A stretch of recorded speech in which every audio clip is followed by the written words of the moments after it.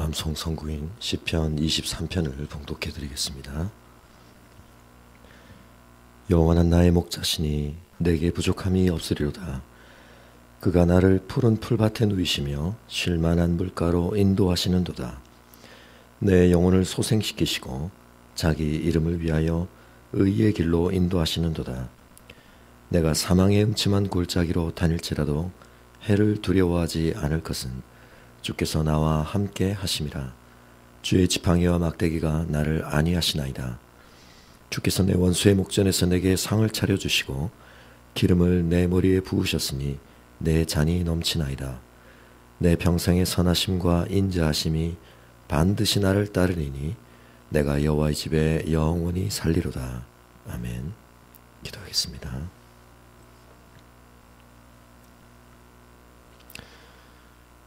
오늘도 우리의 선한 목자가 되셔서 저희를 아무 부족함이 없는 참된 충만의 길로 인도하시는 아버지 하나님,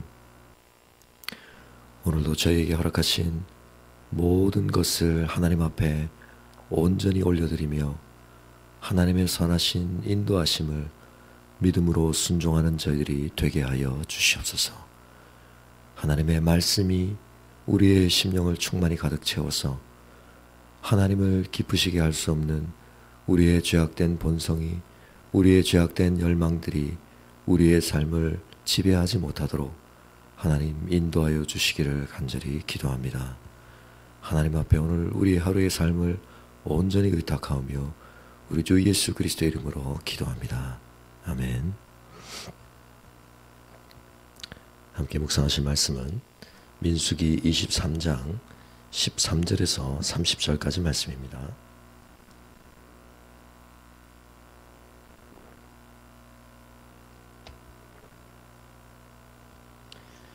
민수기 23장 13절에서 30절까지 말씀을 봉독하겠습니다. 발락이 말하되 나와 함께 그들을 달리 볼 곳으로 가자. 거기서는 그들을 다 보지 못하고 그들의 끝만 보리니 거기서 나를 위하여 그들을 저주하라 하고 소빔들로 인도하여 비스가 꼭대기에 이르러 7 제단을 쌓고 각 제단에 숫송아지와 순양을 드리니 발람이 발락에게 이르되 내가 저기서 여호와를 만나 뵐 동안에 여기 당신의 번제물 곁에 서소서 하니라. 여호와께서 발람에게 이르시되 임하사 그의 입에 말씀을 주시며 이르시되 발락에게로 돌아가서 이렇게 말할지니라. 발람이 가서 본즉 발락이 번제물 곁에 섰고 모압 고관들이 함께 있더라. 발락이 발람에게 이르되 여호와께서 무슨 말씀을 하시더냐. 발람이 예언하여 이르기를 발락이여 일어나 들을지어다. 십볼의 아들이여 내게 자세히 들으라. 하나님은 사람이 아니시니 거짓말을 하지 않으시고 인생이 아니시니 후회가 없으시도다. 어찌 그 말씀하신 바를 행하지 않으시며 하신 말씀을 실행하지 않으시랴. 내가 축복할 것을 받았으니 그가 주신 복을 내가 돌이키지 않으리라.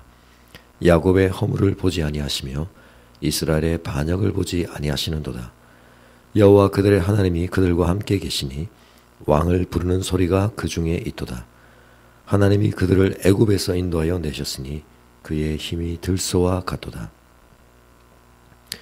야곱을 해할 점술이 없고 이스라엘을 해할 복술이 없도다. 이때 야곱과 이스라엘에 대하여 논할진대 하나님께서 행하신 일이 어찌 그리 크냐 하리로다. 이 백성이 암사자같이 일어나고 숫사자같이 일어나서 움킨 것을 먹으며 죽인 피를 마시기 전에는 눕지 아니하리로다 하매 발락이 발람에게 이르되 그들을 저주하지도 말고 축복하지도 말라. 발람이 발락에게 대답하여 이르되 내가 당신에게 말하여 이르기를 여호와께서 말씀하신 것은 내가 그대로 하지 않을 수 없다고 하지 아니하도이까. 발락이 발람에게 또 이르되 오라 내가 너를 다른 곳으로 인도하리니 내가 거기서 나를 위하여 그들을 저주하기를 하나님이 혹시 기뻐하시리라 하고 발락이 발람을 인도하여 광야가 내려다 보이는 부올산 꼭대기에 이르니 발람이 발락에게 이르되 나를 위하여 여기 7 제단을 쌓고 거기 숫송아지 7마리와 순양 7마리를 준비하소서. 발락이 발람의 말대로 행하여 각 제단에 숫송아지와 순양을 드리니라. 아멘.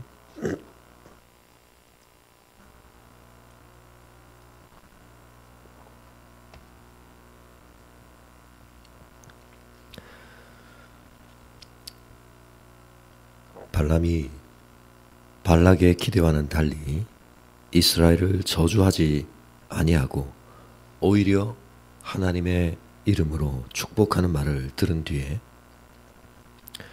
발락은 2번째로 발람에게 또다시 하나님의 뜻을 구하도록 요청하면서 발람을 다른 곳으로 인도해 가고 있습니다.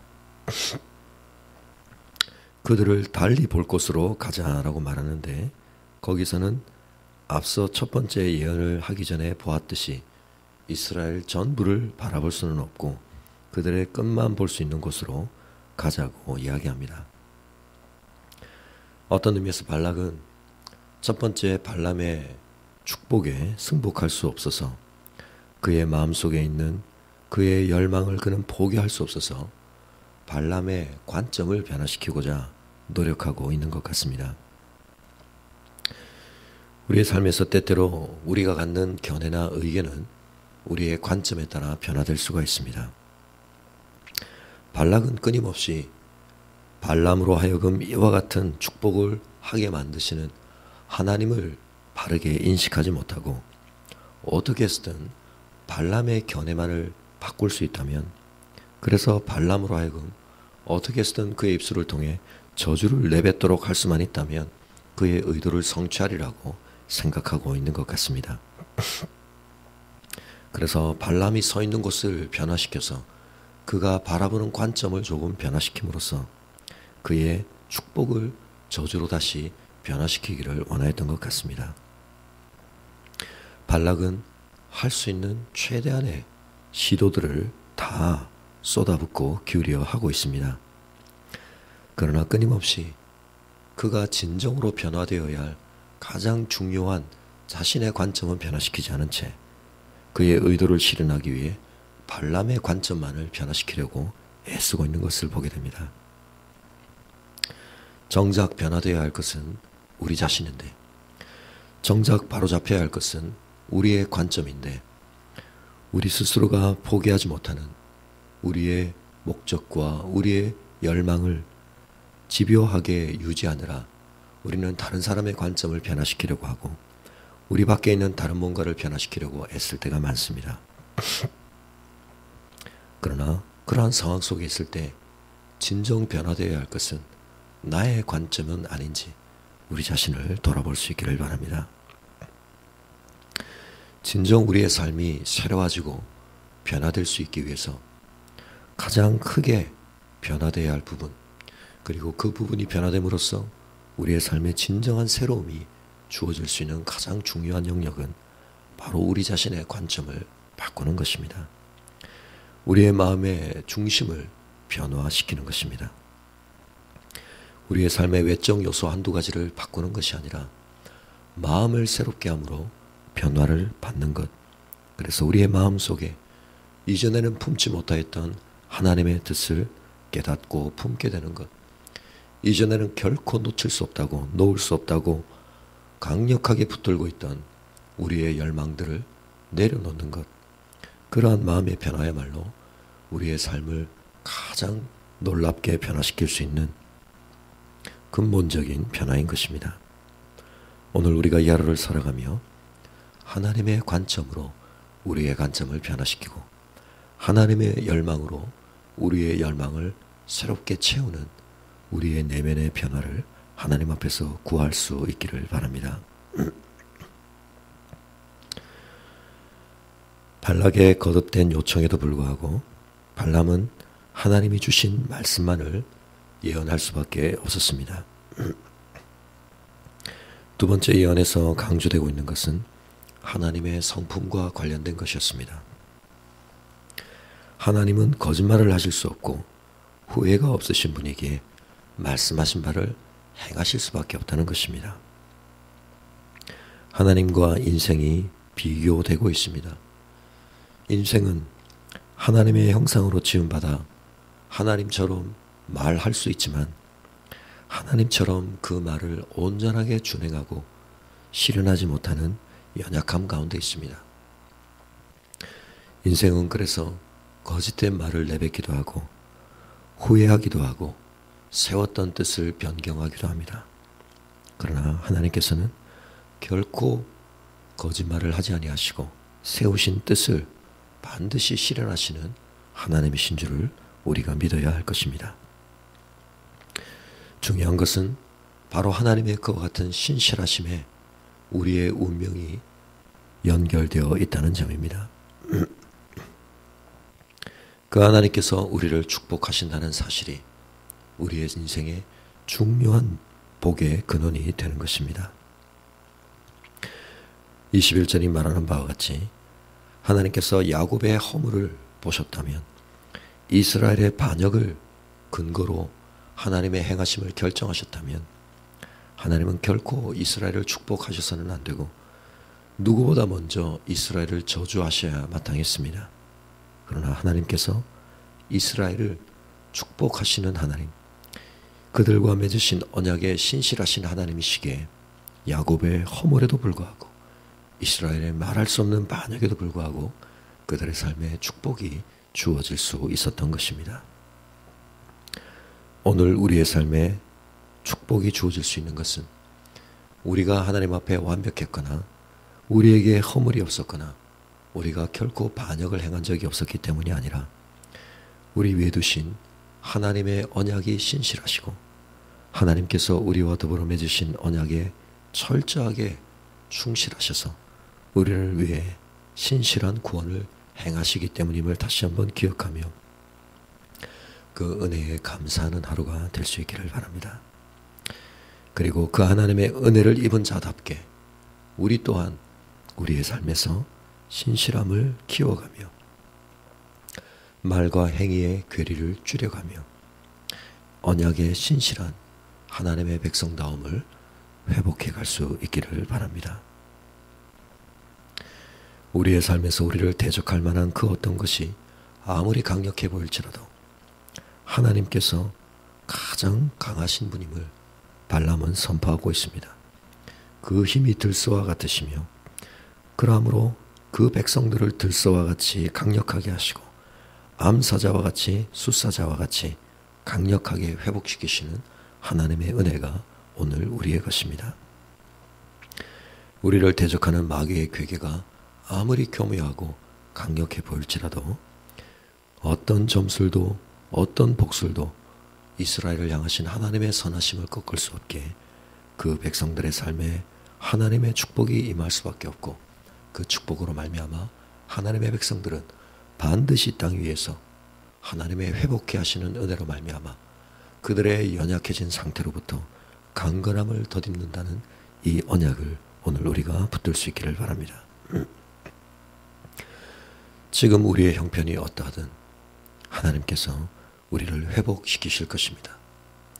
이스라엘이 광야에서 끊임없이 하나님을 반역하며 허물 많은 삶을 행하였지만 하나님은 그들을 가나안 땅 가운데로 인도하시며 그들을 강력한 하나님의 백성으로 빚어가셨던 그 은혜를 오늘 우리의 삶을 향해 동일하게 베푸시는 하나님이십니다.